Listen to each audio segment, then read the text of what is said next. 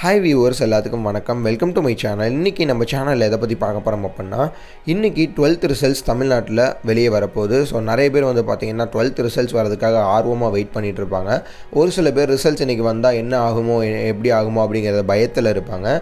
அவங்களுக்கான ஒரு சின்ன வீடியோ தான் இது. 12th ரிசல்ட்ஸ் வெளியே வரப்போகுது. ஸோ 12th ரிசல்ட்ஸில் பார்த்திங்கன்னா இந்த வருஷம் எக்ஸாம்ஸ் ரொம்பவே டஃப்பாக தான் இருந்துச்சு. லாஸ்ட் இயரை விட இந்த வருஷம் எக்ஸாம்ஸ் ரொம்ப டஃப்பாக இருந்துச்சு.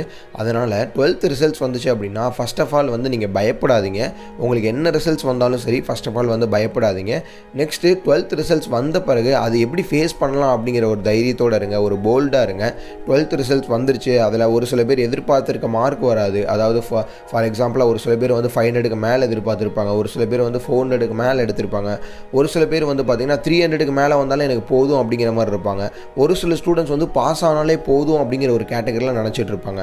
அதனால் 12th எந்த ரிசல்ட்ஸ் வந்தாலும் தயவு செஞ்சு பயப்படாதீங்க.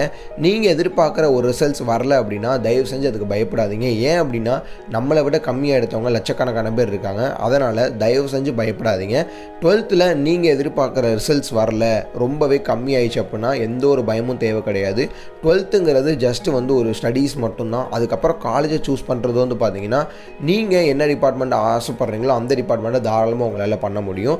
12th ஒரு ஜஸ்ட்டு ஒரு 12th ஒரு கிளாஸ் மட்டும்தான். அந்த டிபார்ட்மெண்ட்ஸ் நீங்கள் முடிச்சுட்டு நெக்ஸ்ட் அந்த மார்க்கை வச்சு ஒரு ஹையர் கிளாஸ் காலேஜ் போகணும்னா மட்டும்தான் அது தேவைப்படும். ஒரு நார்மலான காலேஜஸ்க்கு போகிறதுக்கு உங்களுக்கு மார்க் ரொம்ப நீடு கிடையாது.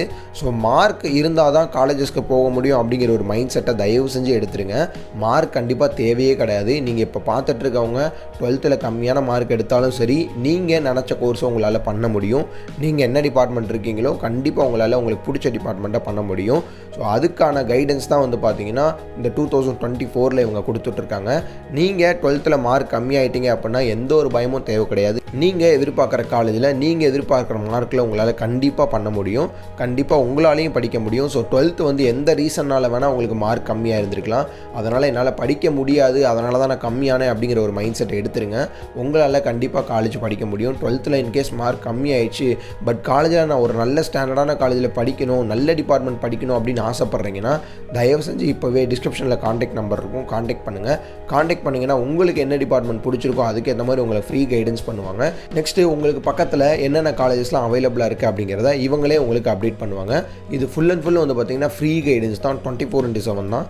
எந்த டைம்னாலும் நீங்கள் தாராளமாக கால் பண்ணலாம். உங்களுக்கு இவங்க டீம்லேருந்து கண்டிப்பாக ரெஸ்பான்ஸ் பண்ணுவாங்க. ஸோ இன்றைக்கி 12th ரிசல்ட்ஸ் வரப்போது. எந்த ஸ்டூடெண்ட்ஸாக இருந்தாலும் பயப்படாதீங்க, ரிசல்ட்ஸை நினச்சி பயப்படாதீங்க.